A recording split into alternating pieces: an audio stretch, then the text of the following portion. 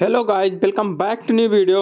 दोस्तों जो है इस वीडियो में फिर इस क्लास में जो है हम लोग देखने वाले हैं एनईपी 2020 यानी न्यू एजुकेशन पॉलिसी 2020 नई शिक्षा नीति 2020 के बारे में जो है इस वीडियो में जो है हम लोग पूरा जानने वाले हैं कि नई शिक्षा नीति क्या है, कब लाई गई थी, कितने नंबर की है, क्यों लाई गई थी, इसके उद्देश्य क्या हैं, विशेषताएं क्या हैं।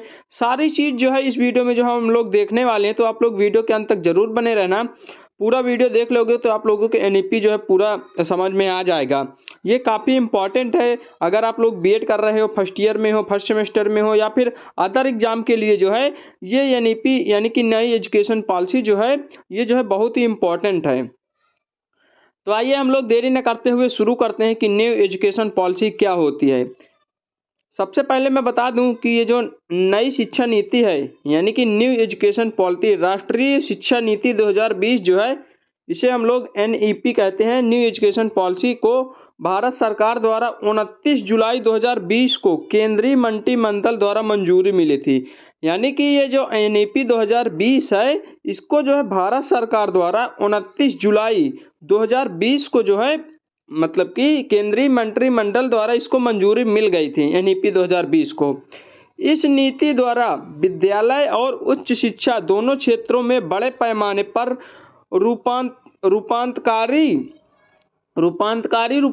सुधार के रास्ते खुल गए हैं। यानी कि कहने का मतलब ये है कि मतलब इस एनईपी 2020 के कारण जो है विद्यालय और उच्च विद्यालय में यानी कि प्राथमिक शिक्षा और से लेकर उच्च शिक्षा तक दोनों क्षेत्रों में बड़े पैमाने पर बहुत ही परिवर्तन देखने को मिले हैं, सुधार के बड़े रास्ते खुल गए हैं।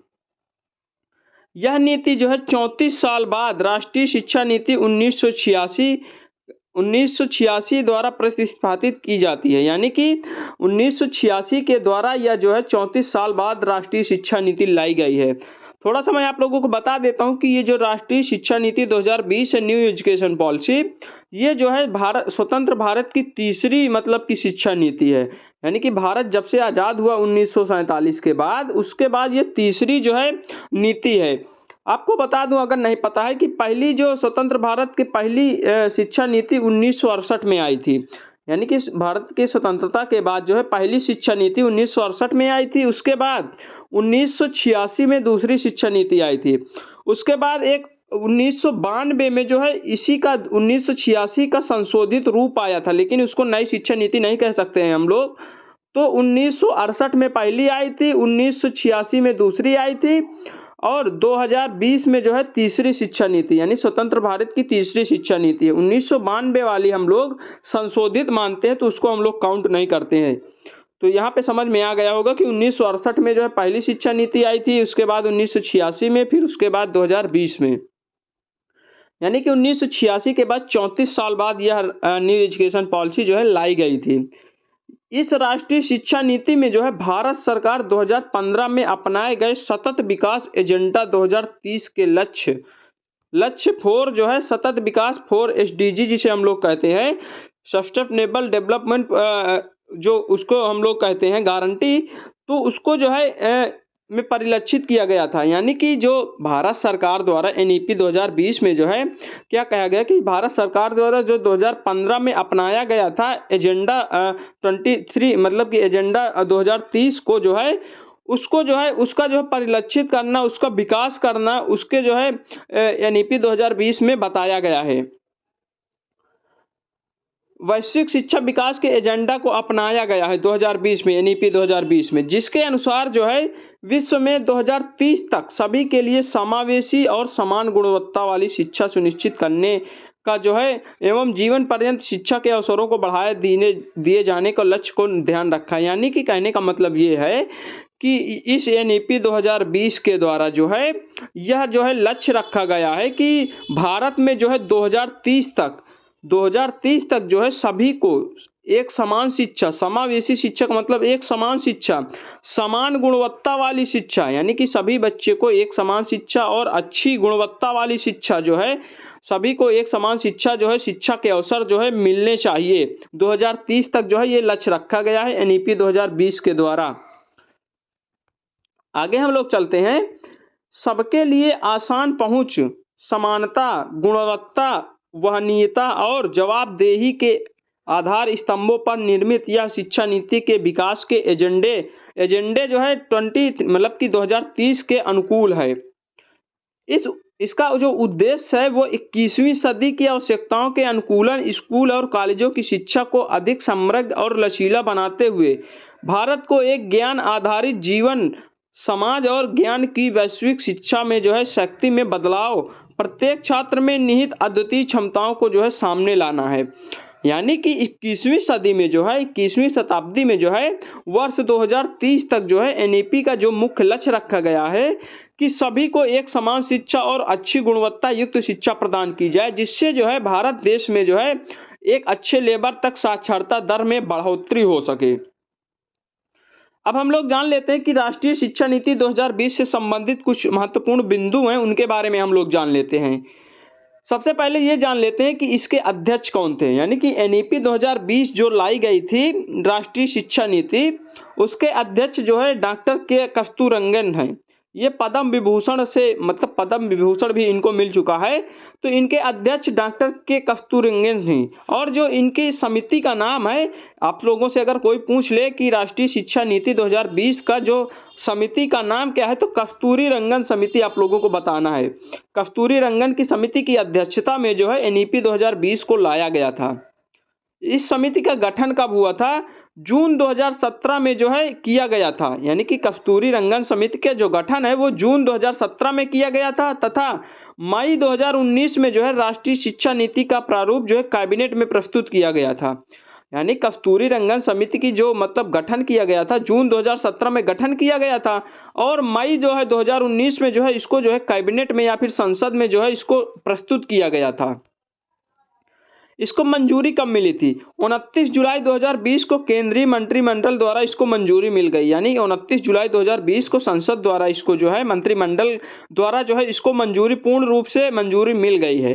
29 जुलाई 2020 इस डेट आप लोग ध्यान रखना। 29 जुलाई को मंजूरी मिली थी। इसके कस्तूरी रंगन इसके अध्यक्ष थे। कस्तूरी रंगन समिति की अध्यक्षता में इस एनईपी को मतलब लाया गया था। मंत्रालय देख लेते, शिक्षा मंत्रालय। हाँ, एक चीज आप लोगों को बता दूं कि जो ये शिक्षा मंत्रालय अब जो है शिक्षा मंत्रालय कर दिया गया है। इसके पहले शिक्षा मंत्रालय का जो नाम था वो मानव संसाधन और विकास मंत्रालय के नाम से जाना जाता था। यानी कि मानव संसाधन और विकास मंत्रालय का ही नाम चेंज करके अब जो है शिक्षा मंत्रालय कर दिया गया है। यानी कि शिक्षा मंत्रालय कर दिया गया है। Ministry of human resource development, जिसे MHRD जिसे कहते थे, उसी को अब हम लोग एजुकेशन मिनिस्ट्री कहने लगे हैं। यानी शिक्षा मंत्रालय कर दिया गया है। यहाँ पे देख सकते हो कि मानव संसाधन विकास मंत्रालय का नाम बदलकर शिक्षा मंत्रालय कर दिया गया है, जिसका उद्देश्य है कि शिक्षा और सीखना मतलब कि शिक्षा और सीखने पर जो है पुनः अधिक ध्यान केंद्रित हुआ जाता है। यानी शिक्षा पर ज़्यादा से ज़्यादा ध्यान दिया जाता है शिक्षा मंत्रालय से। अब हम लोग चलते हैं राष्ट्रीय शिक्षा नीति के उद्देश्य देख लेते हैं। एनईपी 2020 के क्या क्या उद्देश्य हैं उसको हम लोग देख लेते हैं। तो इसमें जो पहला नंबर है कि राष्ट्रीय शिक्षा नीति 2020 का जो मुख्य उद्देश्य है वो शिक्षा की पहुंच, समानता, वहनीय शिक्षा और उत्तरदायित्व जैसे मुद्दों पर विशेष ध्यान देना। यानी कि जो एनईपी 2020 का जो मुख्य उद्देश्य है वो जो है अच्छी गुणवत्ता युक्त शिक्षा, एक समान शिक्षा जो है प्रदान करना, सभी को समानता का जो है अधिकार है, शिक्षा का जो है समान रूप से जो है एक समान रूप से शिक्षा देना जो है। अगला नंबर है कि विद्यार्थियों में जो है रचनात्मक चिंतन, तार्किक निर्णय, नवाचार की भावना को प्रोत्साहित करना। जो एनईपी 2020 का जो उद्देश्य है उसमें क्या है कि रचनात्मक चिंतन, यानी विद्यार्थियों में, बच्चों में जो है रचनात्मक चिंतन का विकास करना, तार्किक निर्णय का विकास करना, नवाचार की भावना को प्रोत्साहित देना। अगला नंबर है कि राष्ट्रीय शिक्षा नीति 2020 के तहत वर्ष 2030 तक सफल नामांकन अनुपात को 100% लाने का लक्ष्य रखा गया है। यानी कि एनईपी 2020 के द्वारा जो है वर्ष 2030 तक भारत में जो है सकल नामांकन अनुपात को 100% लाना है। यानी कि अभी भी बहुत सारे क्षेत्रों में, बहुत सारे राज्यों में जो है बहुत कम साक्षरता दर है, बहुत से मतलब कि निरक्षर लोग बहुत ज़्यादा पाए जाते हैं। तो वर्ष 2030 तक जो है इन निरक्षरों को जो है साक्षर बनाना जो है इसका लक्ष्य रखा गया है एनईपी 2020 का। यानी सकल नामांकन 100% नामांकन जो है वर्ष 2030 तक जो है इसका मुख्य लक्ष्य रखा गया है। आगे हम लोग देख लेते हैं कि केंद्र व राज्य सरकार के सहयोग से, यानी कि केंद्र सरकार और राज्य सरकार दोनों के सहयोग से जो है शिक्षा के क्षेत्र में जो है जीडीपी के 6% हिस्से को जो है सार्वजनिक व्यय का लक्ष्य रखा गया है। यानी कि एनईपी 2020 में जो है जो मतलब कि इसमें जो शिक्षा पर खर्च करने की बात की जा रही है वो केंद्र सरकार और राज्य सरकार दोनों मिलाकर जो है जीडीपी का, यानी कि जो भारत की जीडीपी है उसका जो है 6% जो है शिक्षा पर खर्च करने का लक्ष्य रखा गया है एनईपी 2020 में। अगला है कि ई लर्निंग पर जोर देकर पाठ्य पुस्तकों पर निर्भरता को कम किया जाता है। ई लर्निंग प्रोसेस क्या होता है, ऑनलाइन प्रोसेस जिसे हम लोग कहते हैं, उस पर जो है ज़्यादा से ज़्यादा जोर दिया जाता है जिससे पाठ्य पुस्तकों पर जो निर्भर लोग हैं उनकी संख्या कम हो सके। पाठ्य पुस्तकों पर जितनी भी निर्भरता है उसकी संख्या जो है कम हो सके और ई लर्निंग पर ज़्यादा जोर दिया गया है। तो ये उद्देश्य आप लोगों को समझ में आ गए होंगे। अब हम लोग चलते हैं राष्ट्रीय शिक्षा नीति की विशेषताएं के बारे में जान लेते हैं। जो न्यू एजुकेशन पॉलिसी है उनकी विशेषताएं क्या क्या हैं उसके बारे में हम लोग जान लेते हैं। यह शिक्षा नीति जो है प्रगतिशील, समृद्ध, सृजनशील एवं नैतिक मूल्यों से पूर्ण भारत की कल्पना कर रही है जो अपने को गौरवशाली इतिहास का पुनर्जीवित करने का स्वप्न देखती है। यानी कि एनईपी 2020 के तहत जो है एक ऐसे भारत का निर्माण किया जा रहा है, एक ऐसा इतिहास रचा जा रहा है जिसमें जो है भारत को एक प्रगतिशील देश, समृद्ध देश, सृजनशील और नैतिक मूल्यों से जो है पूर्णता भारत में लाना है। भारत की कल्पना मतलब पूर्ण रूप से ऐसे मतलब भारत हो जैसे कि प्रगतिशील हो, समृद्ध हो, सृजनशील हो, ऐसा इतिहास रचा जा रहा है। आगे हम लोग देख लेते हैं कि यह नीति जो एनईपी 2020 है यह स्वतंत्र भारत की तीसरी नीति है। अभी मैंने स्टार्टिंग में बताया है कि स्वतंत्र भारत की जो है ये जो 2020 एनईपी है, न्यू एजुकेशन पॉलिसी 2020 है, ये जो है स्वतंत्र भारत की तीसरी जो है शिक्षा नीति है जिसमें जो है बुनियादी और परिवर्तन किए जा रहे हैं। अगला है कि इस नीति के तहत शैक्षिक क्षेत्र को तकनीकी से जोड़ा जा रहा है। यानी कि इस नीति के तहत एनईपी 2020 के माध्यम से जो है शैक्षिक क्षेत्रों को, शिक्षा के क्षेत्रों को जो है तकनीकी यानी टेक्नोलॉजी के क्षेत्र में जो है लाया जा रहा है, तकनीकी क्षेत्र से जोड़ा जा रहा है जिसमें जो है सभी स्कूलों में अधिक से अधिक डिजिटल उपकरण दिए जा रहे हैं। यानी कि सभी विद्यालयों में, सभी स्कूलों में जो है डिजिटलता लाई जा रही है। यानी कि डिजिटल रूप से अब पढ़ाई होने का पर ज़्यादा बल दिया जा रहा है। 6वीं कक्षा से बच्चों के लिए व्यावसायिक प्रशिक्षण इंटर्नशिप प्रारंभ की जाएगी। एनईपी 2020 में एक कथन और है कि जो कक्षा 6 से ही अब बच्चों के लिए जो है व्यावसायिक प्रशिक्षण इंटर्नशिप को जो है लाया जाएगा जिससे जो है बच्चे का जो है मतलब कि मानसिक विकास हो सके, सामाजिक विकास हो सके, इस पर जो है ज़्यादा ध्यान दिया जा रहा है। वर्तमान शिक्षा नीति में 10+2 को बदलकर 5+3+3+4 पैटर्न को अपनाते हुए स्कूली शिक्षा को 15 साल तक कर दिया गया है।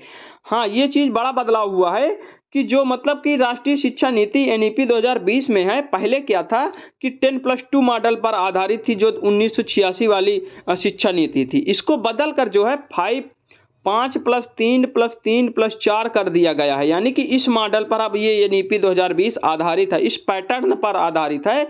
5+3+3+4 पैटर्न पर जो है नई शिक्षा नीति आधारित है और जो स्कूली शिक्षा है उसको जो है 15 साल तक कर दिया गया है। यानी कि 15 साल तक जो है स्कूली शिक्षा अब मतलब कि ग्रहण करने का अधिकार दे दिया गया है। इस नीति के अंदर बच्चों को पढ़ाई में विभिन्न प्रकार के अन्य विकल्प दिए जाएंगे। अब जो है 10वीं कक्षा में अन्य विकल्पों को भी रखा जाएगा जिसमें जो है छात्र को स्ट्रीम न चुनकर अपनी इच्छा अनुसार विषय चुनने पड़ते हैं।